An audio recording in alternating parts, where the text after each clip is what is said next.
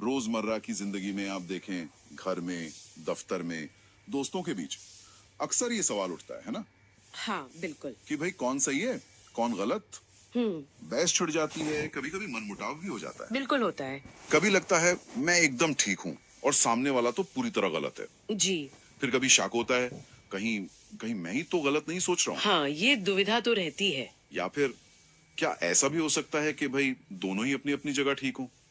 ये भी एक संभावना है।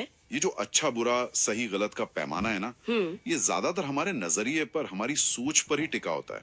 सही कहा, ये बहुत हद तक सब्जेक्टिव होता है। तो आज हम इसी उलझी हुई पहेली को थोड़ा समझने की कोशिश करेंगे जी एक खास नजरिए से। हमारे पास हेमंत जगत्यानी जी का एक बड़ा दिलचस्प लेख है, आई am okay your okay, a sociological story का एक अंश। अच्छा। अब जगत्यानी जी की कहानी भी थोड़ी अलग है पढ़ाई की, समाजशास्त्र और कानून की।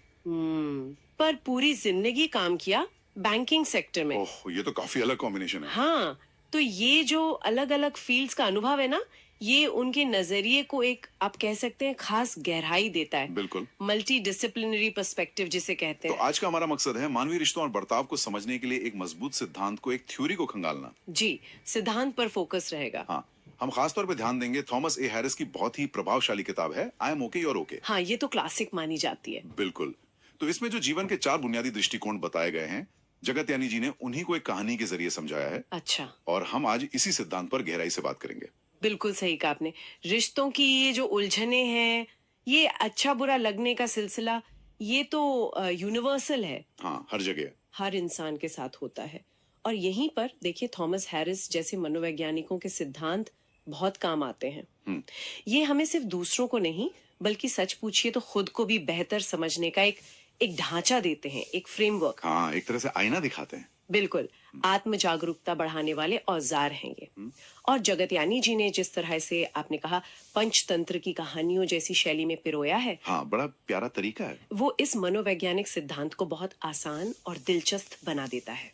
कहानी उस सिद्धांत को जैसे जीवंत कर देती है। तो चलिए पहले उन 4 मुख्य स्थितियों को या जीवन के दृष्टिकोणों को जरा साफ तौर पर समझ लेते हैं, जी। जिनका जिक्र हैरिस ने किया है और जगत्यानी जी ने अपनी कहानी में इस्तेमाल किया। जी। ये 4 अवस्थाएं या नजरिए हैं। पहला, मैं ठीक हूं, तुम ठीक नहीं हो, यानी I am okay you are not okay. जी। दूसरा, मैं ठीक नहीं हूं, तुम ठीक नहीं हो, I am not okay you are not okay. ठीक है। तीसरा, मैं ठीक नहीं हूं, तुम ठीक हो, I am not okay you are okay. और चौथा, जिसे शायद सबसे सेहतमंद माना जाता है, मैं ठीक हूं, तुम ठीक हो, I am okay you are okay. बिल्कुल, यही 4 मुख्य जीवन अवस्थाएं हैं। और हैरिस का सिद्धांत ये कहता है कि हम सब बचपन के अनुभवों के आधार पर इनमें से कोई एक स्थिति चुन लेते हैं। अच्छा, बचपन में ही? हाँ, और अक्सर बड़े होने पर भी बिना सोचे समझे उसी नजरिए से दुनिया को देखते हैं और लोगों से व्यवहार करते हैं। मतलब वो हमारा डिफॉल्ट मोड बन जाता है। बिल्कुल, डिफॉल्ट मोड। और यही हमारी बातचीत, हमारे फैसले, हमारे रिश्तों की दिशा तय करता है। ये समाजशास्त्र और मनोविज्ञान की एक बहुत महत्वपूर्ण अवधारणा है। सही। क्योंकि ये दिखाती है कि हमारे अंदरूनी विश्वास, हमारे जो कोर बिलीफ्स हैं, वो कैसे हमारे बाहरी व्यवहार को प्रभावित करते हैं। तो ये सिद्धांत हमें रिश्तों की जड़ तक ले जाता है। जी हाँ, उन बुनियादी विश्वासों को समझने में मदद करता है। जगत्यानी जी इस सिद्धांत को समझाने के लिए एक बड़ी प्यारी सी कहानी सुनाते हैं। अच्छा। कहानी है एक आदमी और उसके 4 पालतू जानवरों की। हाँ। एक वफादार कुत्ता है, एक प्यारी सी बिल्ली, एक मेहनती गधा और एक सीधी सादी गाय। ठीक है, क्लासिक सेटअप है। हाँ, और कहानी के मुताबिक ये चारों जानवर अच्छे दोस्त थे और रोज शाम को साथ बैठकर अपने दिन भर के अनुभव और एहसास वो सब साझा करते थे। तो एक शाम की बात है, गधा बहुत उदास बैठा था, गुस्से में भी लग रहा था। जब दूसरों ने पूछा भाई क्या हुआ, तो उसने अपनी आपबीती सुनाई। बोला कल रात की बात है, मालिक घर के सब लोग सो रहे थे पर मुझे नींद नहीं आ रही थी। अच्छा। तभी मैंने देखा कि 2 चोर दीवार फांदकर अंदर घुस आए। मेरे मन में आया कि कुत्ता जागेगा भी, जोर से भौंकेगा, चोर भाग जाएंगे। हाँ। मालिक भी जाग जाएगा। कुत्ते का तो काम ही यही है। पर वो तो मजे से सोता रहा, उसने कुछ नहीं किया। अरे, तो मुझे ही कुछ करना पड़ा। मैं अपनी पूरी ताकत से जोर जोर से रेंकने लगा। मेरी आवाज सुनकर चोर घबरा गए और भाग खड़े हुए। चलो अच्छा हुआ। पर हंगामा सुनकर मालिक जाग गया, बाहर आया। उसने देखा चोर तो है नहीं, बस मैं ही रेंक रहा हूँ। अच्छा। उसे लगा मैं बेवजह शोर मचा रहा हूँ। उसने मुझे डांटा और गुस्से में एक डंडा भी मारा। ओहो, ये तो उल्टा हो गया। हाँ, बोला अब तुम ही बताओ, मैंने घर को चोरी से बचाया और इनाम की जगह मुझे मिली सजा। तो गधे का निष्कर्ष साफ था, मैं ठीक हूँ, तुम यानी मालिक ठीक नहीं हो। जी वो महसूस कर रहा था कि उसने सही काम किया पर उसके साथ अन्याय हुआ और सारा दोष मालिक का है। ये पहली स्थिति आ गई सिद्धांत की। बिल्कुल, ये गधे की स्थिति, मैं ठीक हूँ तुम ठीक नहीं हो, ये बहुत कॉमन है। हाँ, लगता तो है। यहाँ व्यक्ति खुद को सही और पीड़ित मतलब विक्टिम महसूस करता है। तरह की क्या कहते हैं सेल्फ राइचियसनेस छिपी होती है। मैंने तो सब सही किया, गलती तुम्हारी है। हाँ, मैं तो बेचारा हूँ वाली फीलिंग। बिल्कुल। असल जिंदगी में सोचिए, जैसे आपने कहा दफ्तर में कोई कर्मचारी शायद नियम तोड़कर कंपनी का कोई बड़ा नुकसान होने से बचा ले। हाँ, पर उसे नियम तोड़ने के लिए डांट पड़ जाए। एग्जैक्टली। या घर में कोई सदस्य सबकी भलाई के लिए कुछ करे पर उसे गलत समझ लिया जाए। ऐसी स्थितियों में इंसान आसानी से इस मैं ठीक हूँ तुम ठीक नहीं हो वाले नजरिए में फंस सकता है। और इसका नतीजा फिर क्या होता है? नतीजा गुस्सा, कड़वाहट, रिश्तों में दूरी। ये सिद्धांत हमें यही दिखाता है कि ये भावना क्यों और कैसे पैदा होती है। ये उस पहली अवस्था का उदाहरण है। बिल्कुल, ये तो कई बार महसूस होता है। अच्छा, गधे के बाद कुत्ते की बारी आई। हाँ। उसने जो कहा वो और भी चौंकाने वाला था। अच्छा। कुत्ते ने कहा, चोरों की आहट से मैं भी जाग गया था, लेकिन मैं जानबूझकर नहीं भौंका। क्या? जानबूझकर? हाँ, बिल्ली ने बड़ी हैरानी से पूछा, क्यों? तुम्हारी तो जिम्मेदारी थी। सही बात है। कुत्ते ने उदास होकर जवाब दिया, तुम तो इस घर में बाद में आई हो, तुम्हें क्या पता पहले मालिक मुझसे कितना प्यार करते थे।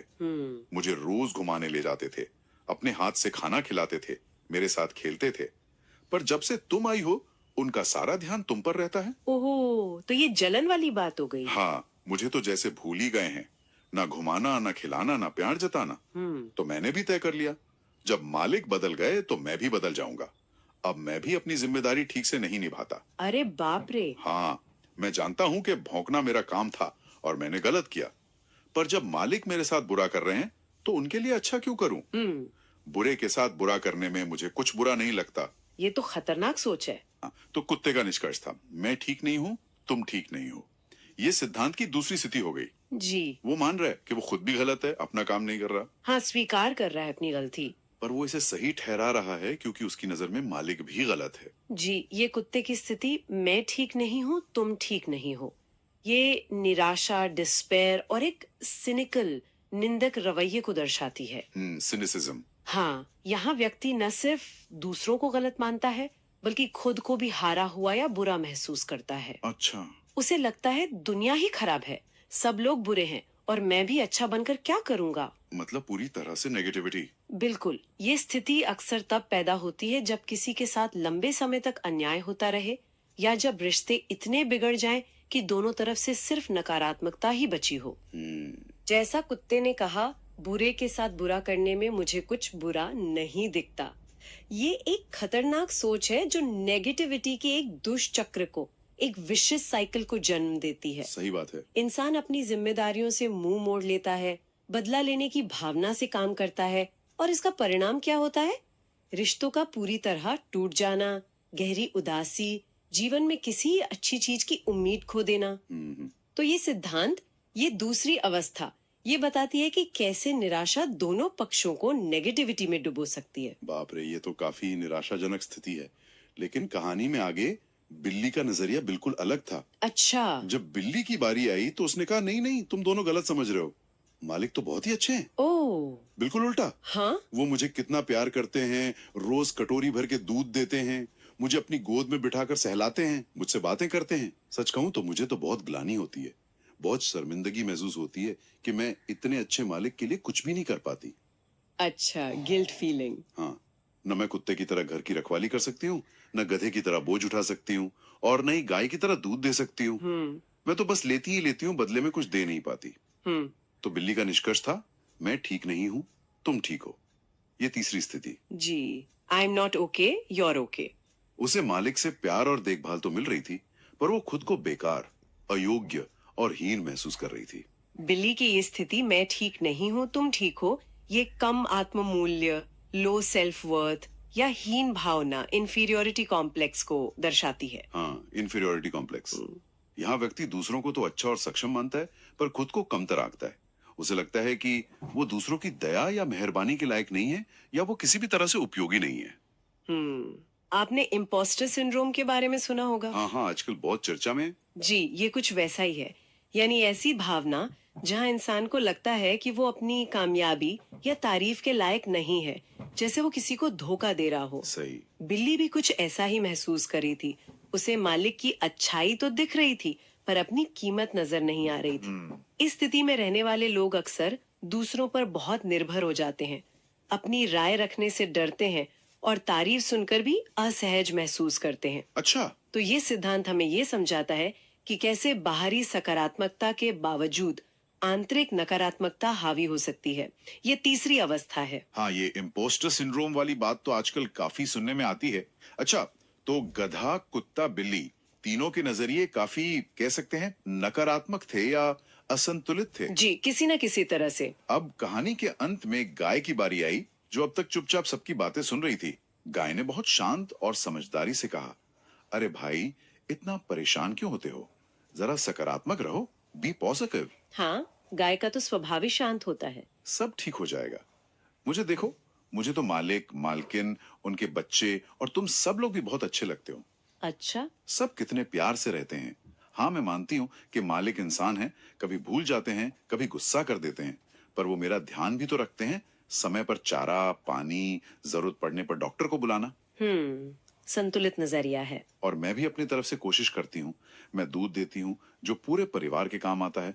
मेरे गोबर से खाद और ईंधन बनता है। जी, अपनी उपयोगिता भी समझती है। कभी कभी मुझसे भी गलती हो जाती है, कभी मैं कम दूध देती हूँ या बीमार पड़ जाती हूँ, पर सब चलता है। हाँ, परफेक्ट कोई नहीं होता। जीवन में उतार चढ़ाव तो आते ही रहते हैं।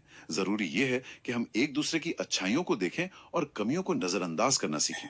बहुत अच्छी बात कही। तो गाय का निष्कर्ष था, मैं ठीक हूँ, तुम ठीक हो। बिल्कुल। ये है चौथी और सबसे सकारात्मक स्थिति इस सिद्धांत की। उसका नजरिया संतुलित था, स्वीकार करने वाला था और सकारात्मकता से भरा था। हाँ, गाय की ये स्थिति, मैं ठीक हूँ, तुम ठीक हो, ये हैरिस के सिद्धांत में सबसे आदर्श और फायदेमंद मानी जाती है। हाँ, आइडियल स्टेट। जी।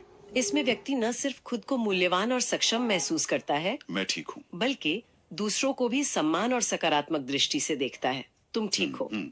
यहाँ आपसी सम्मान है, एक दूसरे की कमियों और गलतियों की स्वीकृति है, सब चलता है वाली बात। हाँ, एक्सेप्टेंस। बिल्कुल। और रिश्ते के सकारात्मक पहलुओं पर ध्यान केंद्रित किया गया है।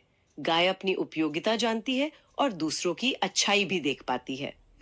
जैसा कि जगत्यानी जी ने अपने लेख में कहा, ये सबसे सुखदायक और अच्छी स्थिति है। सही। इस नजरिए से जीने वाले लोग आमतौर पर ज्यादा खुश रहते हैं, उनके रिश्ते ज्यादा मजबूत होते हैं और वे मुश्किलों का सामना बेहतर ढंग से कर पाते हैं। तो इस सिद्धांत हमें बताता है कि आपसी समझ, स्वीकृति और सकारात्मकता। जी हाँ, यही एक स्वस्थ जीवन की नींव है। ये चौथी अवस्था सबसे डिजायरेबल है। ये कहानी वाकई इन चार जटिल मनोवैज्ञानिक स्थितियों को, इस सिद्धांत को कितने सरल तरीके से समझा देती है। हाँ, बहुत प्रभावशाली तरीका है। कहानी सुनाने के बाद लेखक हेमंत जगत्यानी इसे वापस हम इंसानों के जीवन और रिश्तों से जोड़ते हैं। जी।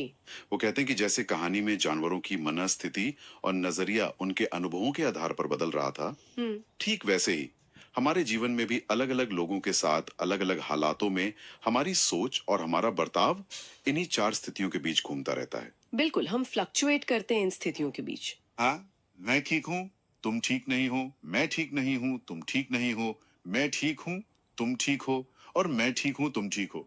शायद ही कोई इंसान हमेशा एक ही स्थिति में रहता हो। नहीं, बिल्कुल नहीं। ये कॉन्टेक्स्ट पर निर्भर करता है। और इस मैं ठीक हूँ, तुम ठीक हो वाली सबसे सकारात्मक स्थिति तक पहुंचने के लिए लेखक ने हमारे समाज में पहले से मौजूद कुछ ज्ञान भरी बातों का भी हवाला दिया है, अच्छा। जो इसी सिद्धांत से कहीं ना कहीं मेल खाती हैं। जैसे एक बहुत पुरानी कहावत है, आप भला तो जग भला। हाँ, ये तो बहुत सुनी है। मतलब अगर आप खुद अच्छे हैं, अच्छी सोच रखते हैं, तो आपको दुनिया भी अच्छी नजर आएगी। जी, हमारा नजरिया ही हमारी हकीकत बनाता है। बिल्कुल। और कबीरदास जी का वो प्रसिद्ध दोहा भी इसी ओर इशारा करता है। हालांकि लेख में सीधे तौर पर दोहे का जिक्र नहीं है, पर भाव वही है। कौन सा? बुरा जो देखन में चला। हाँ, वही। बुरा जो देखन में चला, बुरा न मिलिया कोई, जो दिल खोजा आपना, मुझसा बुरा ना कोई। जी, मतलब अक्सर समस्या दूसरों में नहीं, हमारे अपने नजरिए में होती है। सही। और गायक मुकेश जी का वो मशहूर गीत भी है, कौन सा? तुम्हारी भी जय जय, हमारी भी जय जय, न तुम्हारे न हमारे। वाह। हाँ, ये पंक्तियां भी आपसी जीत, विन विन सिचुएशन और कल्याण की भावना पर जोर देती हैं। जो मैं ठीक हूँ तुम ठीक हो का ही तो मूल मंत्र है। बिल्कुल बिल्कुल, ये सिद्धांत इसी विन विन अप्रोच को प्रमोट करता है। हाँ, ये सारी बातें इसी मैं ठीक हूँ तुम ठीक हो के सिद्धांत के महत्व को रेखांकित रहती हैं। इसे सबसे फायदेमंद क्यों माना जाता है? क्योंकि इसी नजरिए से ही बेहतर और स्वस्थ रिश्तों की शुरुआत होती है। सही। जब हम इस सिद्धांत को अपनाते हैं तो हम दूसरों की गलतियों या कमियों को लेकर ज्यादा सहनशील, ज्यादा क्षमाशील हो जाते हैं। क्यों? क्योंकि हम उन्हें भी ठीक मानते हैं, अपनी तरह इंसान मानते हैं, अपूर्ण मानते हैं। अच्छा। साथ ही हम अपनी कीमत और अपनी जरूरतों को भी समझते हैं। मैं ठीक हूँ, इससे क्या होता है? बेवजह के टकराव कम होते हैं, संवाद बेहतर होता है और व्यक्तिगत खुशी और शांति बढ़ती है। हाँ, कॉन्फ्लिक्ट रेजोल्यूशन आसान हो जाता है। बिल्कुल। और ये उस सोच को भी बल देता है कि जिसे हम अच्छा या बुरा कहते हैं वो अक्सर एब्सोल्यूट नहीं होता। हाँ, रिलेटिव होता है। जी, सापेक्ष होता है। हमारी अपनी सोच, हमारे हालात, हमारे नजरिए पर निर्भर करता है, जिसे हम रिलेटिव थिंकिंग कहते हैं। जगत्यानी जी ने 21वीं सदी के बदलते दौर का जिक्र किया है। हाँ। और ये सच है कि दुनिया बदल रही है, पर मानवीय रिश्तों और भावनाओं के ये बुनियादी सिद्धांत, ये थ्योरीज, ये टाइमलेस हैं। बिल्कुल, ये काफी हद तक कालातीत है। ये हमेशा प्रासंगिक रहेंगे। तो अगर हम आज की इस गहन चर्चा का सार निकालें, जी, तो जीवन की ये 4 स्थितियां, मैं ठीक हूं तुम ठीक नहीं हो, मैं ठीक नहीं हूं तुम ठीक नहीं हो, मैं ठीक हूं तुम ठीक हो, ये थॉमस हैरिस का दिया हुआ एक शक्तिशाली मनोवैज्ञानिक सिद्धांत है। बिल्कुल एक फ्रेमवर्क है। हाँ, एक फ्रेमवर्क। ये हमें अपनी और दूसरों की बातचीत, व्यवहार और रिश्तों को समझने का एक नया लेंस, एक नया नजरिया देता है। जी, और स्रोत यानी हेमंत जगत्यानी का लेख इस बात पर खास जोर देता है कि हम सबको सचेत रूप से, कॉन्शियसली, हाँ कॉन्शियसली, मैं ठीक हूं तुम ठीक हो वाली स्थिति को पाने और बनाए रखने की कोशिश करनी चाहिए, क्योंकि यही सबसे सुखद और फायदेमंद है। हाँ, और ये कोशिश सीधे तौर पर आप भला तो जग भला वाली बात से जुड़ जाती है। हमारा नजरिया हमारे अनुभव को गढ़ता है। हम दुनिया को किस चश्मे से देखते हैं, दुनिया हमें वैसी ही नजर आने लगती है। सही। इन 4 स्थितियों के सिद्धांत को समझना एक तरह से खुद को एक औजार, एक टूल देने जैसा है। हाँ, एक सेल्फ हेल्प टूल कह सकते हैं। बिल्कुल। हम इसका इस्तेमाल करके अपनी रोजमर्रा की बातचीत, अपनी धारणाओं, अपने परसेप्शंस पर, हाँ। और मुश्किल स्थितियों में अपनी प्रतिक्रियाओं, अपने रिएक्शंस पर गौर कर सकते हैं। ये हमें इस बात के प्रति जागरूक कर सकता है कि किसी खास रिश्ते में या किसी खास बातचीत में हम अनजाने में किस स्थिति से काम ले रहे हैं। क्या हम गधे की तरह महसूस कर रहे हैं या कुत्ते, बिल्ली या गाय की तरह? हाँ, ये सेल्फ अवेयरनेस बहुत जरूरी है। और चलते चलते लेखक जगत्यानी जी की एक नेक सलाह भी याद दिलाना चाहूंगा। जी बताइए। वो कहते हैं, भला करें, अच्छी सोच रखें, सबके प्रति स्नेह भाव रखें और खुद भी खुश रहें। बहुत सुंदर। उनका एक विनम्र अनुरोध भी है कि अगर उनकी कही कोई बात या आज की चर्चा की कोई बात आपको तुरंत समझ में ना आए या सही ना लगे, तो उसे एकदम से खारिज ना करें, मतलब आउटराइट रिजेक्ट मत करें। हाँ, थोड़ा विचार करने का समय दें। बिल्कुल, थोड़ा समय दें, उस पर विचार करें। हो सकता है बाद में वही बात आपको ज्यादा सार्थक और उपयोगी लगने लगे। और इसी विचार को थोड़ा और आगे ले जाते हुए श्रोताओं के मन में एक सवाल छोड़ना चाहूंगी। हाँ, जरूर। जो इस स्रोत से ही प्रेरित है, पर जिसका सीधा जवाब शायद इसमें नहीं है। अच्छा। सवाल ये है कि अगर हम ये पहचानना शुरू कर दें कि हमारे अलग अलग महत्वपूर्ण रिश्तों में, चाहे वो परिवार के साथ हो, दोस्तों के साथ या काम की जगह पर, हमारी अपनी स्वाभाविक या डिफॉल्ट स्थिति कौन सी है? हमारा पैटर्न क्या है? हाँ, क्या हम ज्यादातर समय गधे की तरह महसूस करते हैं या कुत्ते, बिल्ली या गाय की तरह? तो सिर्फ इस जागरूकता से, सिर्फ ये जानने से कि हमारा झुकाव किस तरफ है, उन रिश्तों की गतिशीलता को, उन डायनामिक्स को हम कैसे बदल सकते हैं? अच्छा सवाल है। क्या सिर्फ अपनी स्थिति को पहचानने भर से ही व्यवहार में बदलाव आ सकता है? सोचने वाली बात है। इस पर सोचना काफी दिलचस्प हो सकता है।